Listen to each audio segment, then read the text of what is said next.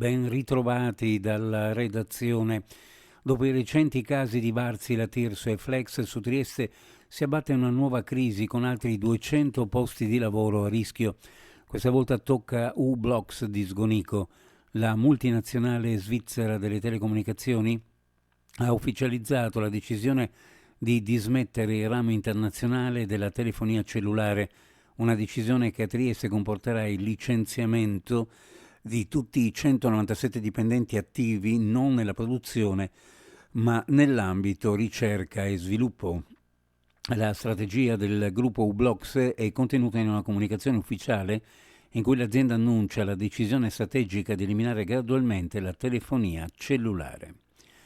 Nel corso della seduta del Comitato Provinciale per l'Ordine e la Sicurezza Pubblica è stata decisa l'istituzione fino alla fine del mese di marzo di zone rosse in alcune aree di Trieste con l'obiettivo di migliorare la percezione della sicurezza e rafforzare il controllo del territorio da parte delle forze dell'ordine.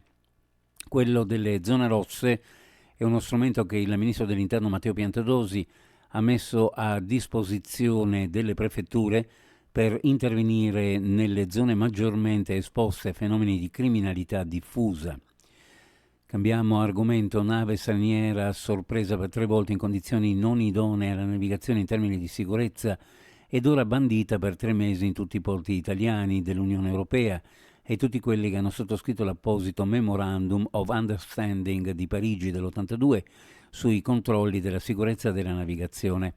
Il nuovo anno 2025 per la Capitaneria di Porto, Guardia Costiera di Trieste, che ne dà notizia, si apre non solo con una detenzione, bensì con un provvedimento di bando emesso dal locale nucleo ispettori Port State Control nei confronti di una nave che nei giorni scorsi ha fatto scalo presso il porto di Trieste, un General Cargo di bandiera Belize che nel corso degli ultimi mesi a seguito di ispezioni effettuate da parte di altre autorità marittime in altri scali italiani era già stata 2 volte fermata e detenuta con un provvedimento amministrativo.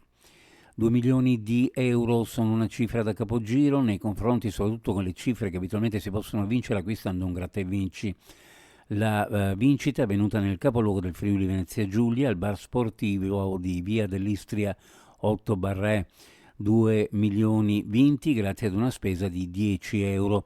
Ignota al momento la persona baciata dalla dea bendata, ma a ignorare la vincita sono stati anche gli stessi gestori del bar.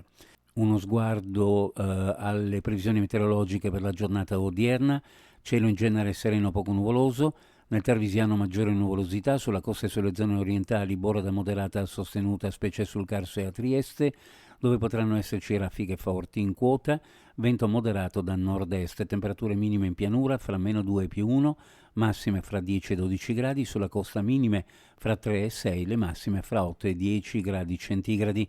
Previsioni a cura di ARPA e FVG Meteo. Ed è tutto per il momento con l'informazione, grazie per averci seguito, a più tardi.